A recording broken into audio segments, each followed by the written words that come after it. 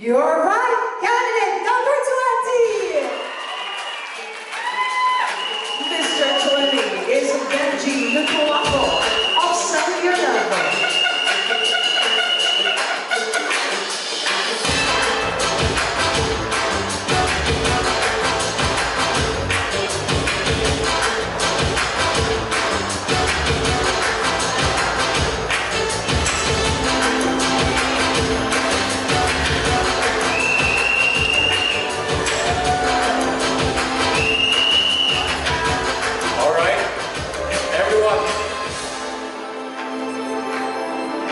Now, from our outstanding top 10 finalists, only 5 gentlemen will continue their journey towards the coveted title of Mr. Nueva Ecija 2026.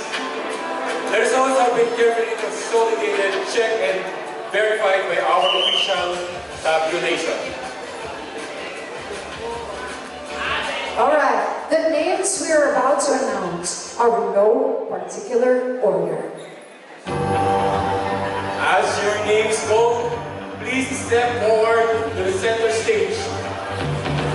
And also, if your name is not called, know that you have represented your municipality with honor and made this competition truly remarkable.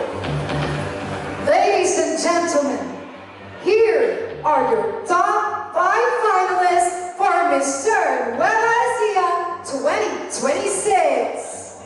And since candidate number 20 has received the award of Best Informal Wear, he will be automatically getting the first spot for the top 5 finalists.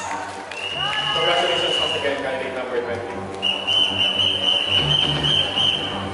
And our second on the list.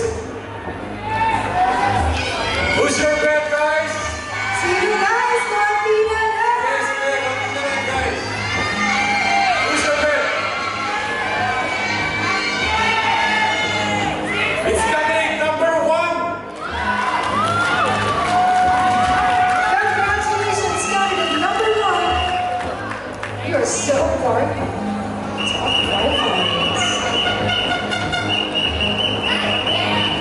There's no turning back now because you're also included in the top 5. Candidate number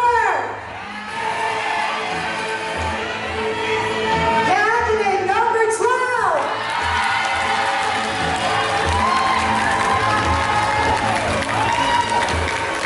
It's your night.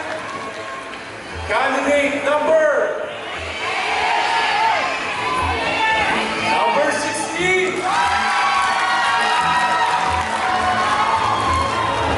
And now, the last spot belongs to you. Candidate number. Sino gusto nyo? Candidate number. Is you candidate number 19. And there you have it, ladies and gentlemen, our top 5 finalists for Mr.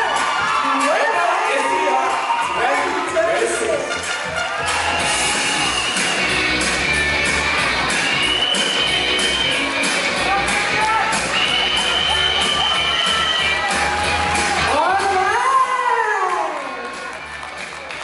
Ladies and gentlemen, we have now arrived at the most anticipated and defining moment of the competition. A question to their co-candidate. So, nagets po ba? So, parang ang mangyayari is, sila ang magtatanong sa isa't isa. Yun. Masabog tayo, di ba? Are you guys ready? Pasabog! So because of this, we will have reverse answers and no advanced knowledge with regards to the topics. This round will truly reveal each candidate's presence of mind, honesty, and ability to think under pressure. Tama? You're right, Alisa. So, may we now proceed. with their Yes, question and that's answer right. round.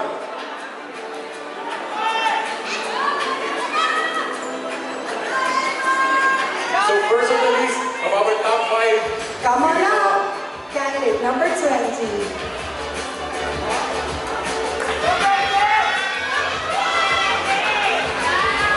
Let's proceed to the center of the stage.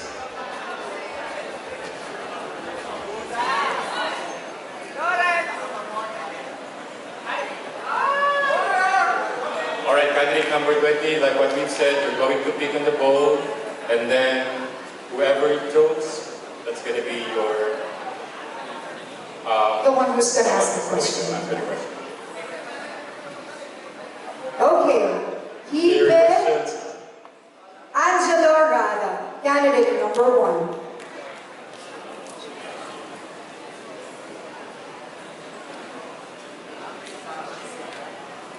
To candidate number 20, here is my question. The provincial government of Nueva Ecija recently deployed Starlink satellite internet and e-libraries to over 100 public schools to solve the digital gap in remote areas. While connectivity is a massive leap forward, how do we ensure that this technology is used safely and responsibly by our Novo Ecijano students in Tagalog? Kamakailan naglagay ang pamahalaan ng Nueva Ecija ng Starlink Internet at mga e-library sa mahigit 100 pampublikong paaralan para sa mga malayong lugar. Malaking tulong ang internet, pero paano natin masisiguro na gagamitin ito sa mga estudyanteng Novo Ecijano sa ligtas at tamang paraan? As a youth leader, I believe technology is a powerful tool that can engage and connects us beyond borders. Growing up, I've witnessed how technology transformed our community, bringing education to remote areas, creating a platform for young entrepreneurs, and fostering kindness through digital movements. It teaches us that innovation can address our real human needs. Use technology ethically and thoughtfully. Avoid harming discourse. Let us choose to harness technology with intention, thinking the long-term, the legacy we leave. This true progress when technology serves the greater good. As your Mr. Nueva Ecija, I will continue to inspire hope, encourage action, and empower others to be part of the solution. Because every lasting change begins with a single courageous choice. As I always say, a stronger community is built not by the absence of challenges, but by the presence of people willing to rise above them. Thank you. Thank you so much, candidate number 20. And of course, candidate number 1. After my statement, answer partner.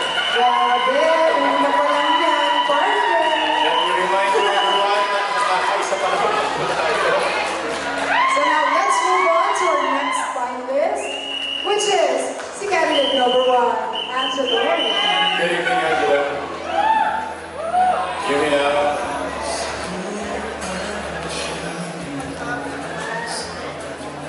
Your question will be coming from Mr. Arvin J. Santos.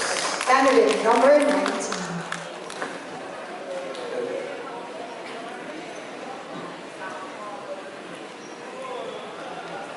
Okay, this is your question. If working abroad offers financial stability that comes with the risk of abuse, exploitation, or even death, should the government still promote overseas employment? Why or why not? In Tagalog, kung ang pagtatrabaho sa ibang bansa ay nag-aalok ng katatagan sa pananalapi, ngunit may kaakibat na panganib na pang-aabuso, pangsasamantala, o maging kamatayan, dapat pa rin bang isulong ng gobyerno ang trabaho sa ibang bansa? Bakit o bakit hindi? Bilang anak ng OFW, hindi naranasan ng aking ina na masaktan o maabuso ng kanilang amo, sapagkat ang aking ina ay masipag at mabait at mapagmahal. Ito ang dahilan kung bakit ako nagpapatuloy sa aking buhay at bilang isang tao at mamamayan ng bansang Pilipinas, kailangan natin isulong ang ating pangarap karapatan, gayon din sa ating kinabukasan. Maraming salamat po. Thank you so much, candidate number 1. Thank you as well, candidate number 19. Next candidate. Our next candidate is candidate number 12, Radio Lanzarote. Candidate number 2. Mr. Castro.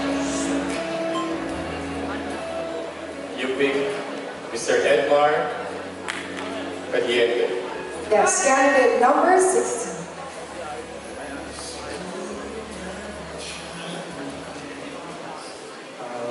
I'm sure a question. How does misinformation affect democracy, public trust, and national unity? In Tagalog, paano naapektuhan ng maling impormasyon ang demokrasya, tiwala ng publiko, at pagkakaisa ng bansa?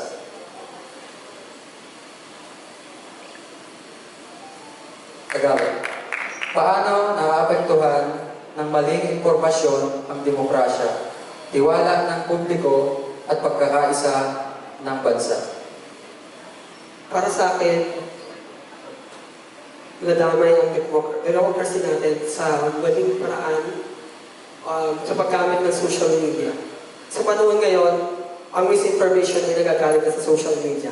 Because social media is not just a box full of instructions. We can do anything, lahat doon. We can post, we can share. So lahat yan nadadamay. Pati yung kahit sa pamilya, sa demokrasya, at sa lahat na nasa paligid natin. So sa tingin ko, mas tama lang na thank you. Thank you so much, candidate number 12. Thank you so much. Short Let's but move on. sweet. Partner. Yes, I know. Let's move on to our next top 5 finalist, candidate number 16, Edmar Diego.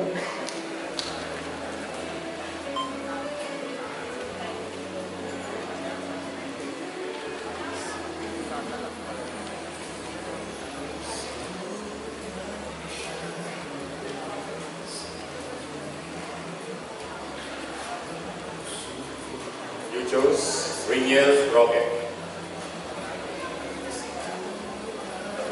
Yes, Palitan. What's your question, Riniel?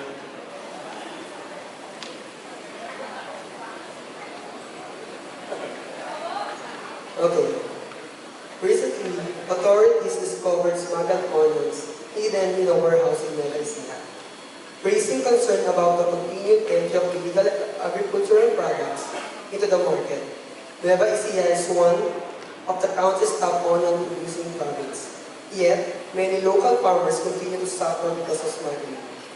If you were a policymaker, what concrete measure will you implement to protect our local farmers while ensuring affordable prices for consumers? In Tagalog, kamakailan lamang may nadiskubring mga smuggled sibuyas na itinago sa isang bodega sa Nueva Ecija. Muling nagbigay pansin sa patuloy na pagpasok ng mga illegal na produktong agrikultura sa ating merkado. Kilala ang Nueva Ecija bilang isa sa mga pangunahing tagagawa ng sibuyas sa bansa. Ngunit marami pa rin magsasaka ang naaapektuhan ng smuggling.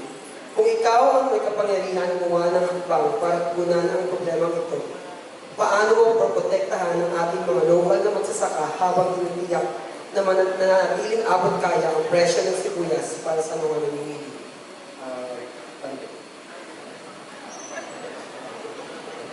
Kamakailan lamang, may diskubring mga smuggled na sibuyas na itinago sa isang bodega sa Nueva Ecija na muling nagbigay pansin sa pagtuloy na pagpasok ng mga illegal na produktong agrikultura sa ating merkado.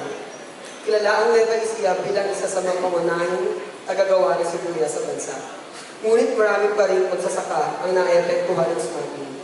Kung ikaw ay may kapangyarihan gumawa ng hakbang para tugunan ang problemang ito, paano mo poprotektahan ang ating mga lokal na magsasaka habang tinitiyak na mananatiling abot kaya ang presyo ng sibuyas para sa mamimili? Bilang isang anak ng magsasaka, bilang isang kabataan na sumisimbolo sa tindig ng Nueva Ecija,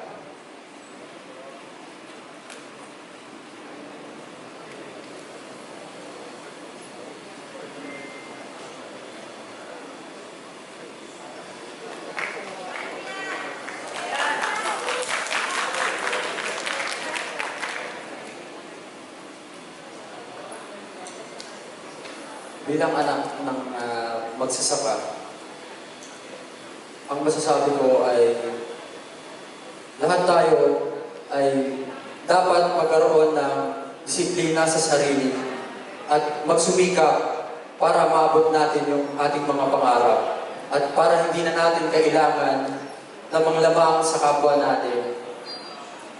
At bilang kabataan, bilang Mr. Nueva Ecija 2026, naniniwala ako na umpisahan natin ang pagbabago sa ating bayan, sa ating probinsya.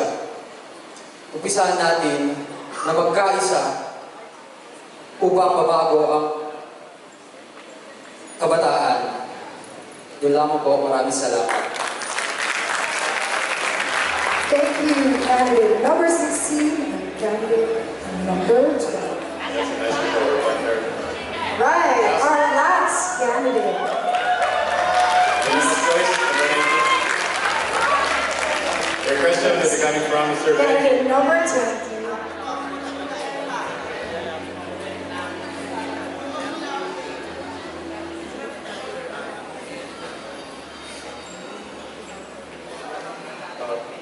Bro Arvin, ito yung question ko. Given the recent school shooting incident in the Philippines, do you believe it's time to lower the age of criminal liability? Why or why not?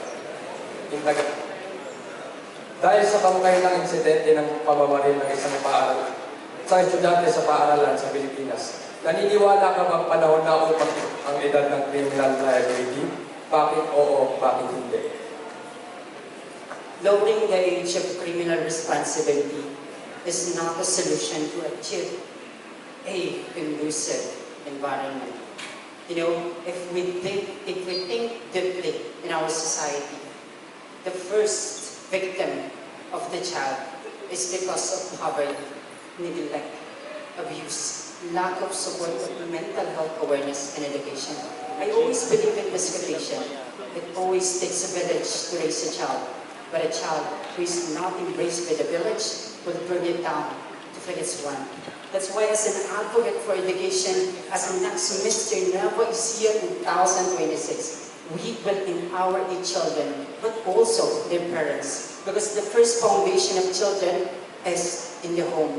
We must give them, we must equip them in proper knowledge. Because by doing that, we will have a better community where no one suffers from pain, no one suffers from silence, and together we will have a conducive and safe environment that we will rise, hope, and shine. Thank you. And there you have it, ladies and gentlemen, our top 5 finalists.